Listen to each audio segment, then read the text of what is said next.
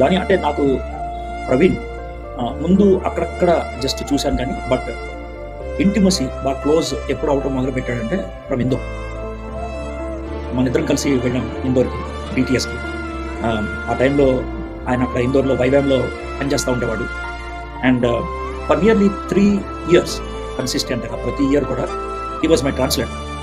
English నుంచి హిందీకి నేను బీటీఎస్లో teach చేస్తూ ఉంటే తను ట్రాన్స్లేట్ చేస్తూ ఉండేవాడు. చాలాసార్లు వీ హ్యాడ్ డిబేట్స్, అంటే తను నా పక్కన కూర్చుంటే అక్కడ ఉన్నటువంటి ముస్లిం సహోదరులతో డిబేట్ చేశాం ఇందోర్లో. So I know from that stage, this I'm speaking from 2003, ఆ టైం నుంచి చెప్తాను.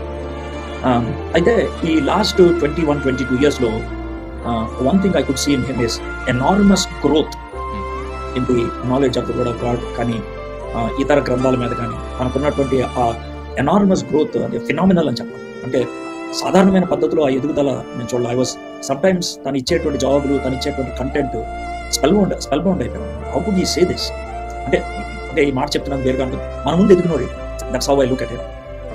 మన ముందు ఎదిగినోడు and he has gone beyond, చాలా ఎత్తి ఎదిగాడని. I felt so happy, so proud of him. So అంటే హీ గ్రూ వెరీ ఫాస్ట్గా, చాలా హ్యూజ్గా ఆయన ఎదగడం అనేది చూసి. తర్వాత తనలో ఇంకొక విషయం ఏంటంటే తనకి ఇష్టమైనటువంటి ఫిలాసఫీ కింగ్డమ్ ఆఫ్ గాడ్. అంటే he always speaks about the Kingdom of God, దేవుని రాజ్యం.